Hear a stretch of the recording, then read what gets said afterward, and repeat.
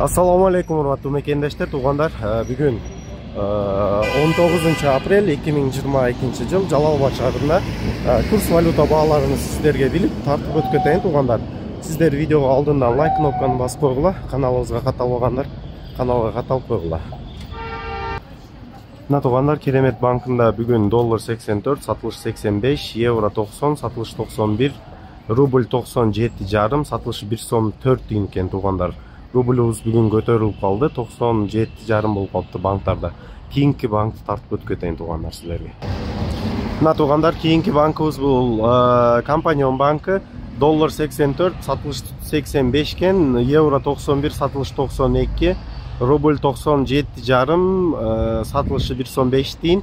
1000 рубль которсоңор 975 сом болот экен туугандар. Рубльбуз 25 сомго көтөрүлүп калыптыр 1000 рубльга эсептегенде. Кийинки банкты тартабыз туугандар. Туугандар, кийинки банкыбыз Финка банк. Финка банк курс валютасы доллар 83, сатылыш 84, евро 90,50, сатылышы 91,50. Рубльбуз бул жерде 98 тиын экен, сатылышы 1 сом 5 тиын. Финка банкынын курс валютасы рубльга караганда аябай эң чоңу ушул 98 экен туугандар. Видео жаккан болсо лайк кнопканы басып койгула, каналга катталбагандар каналга катталып койгула. Жалал-Абад шаарынан туугандар.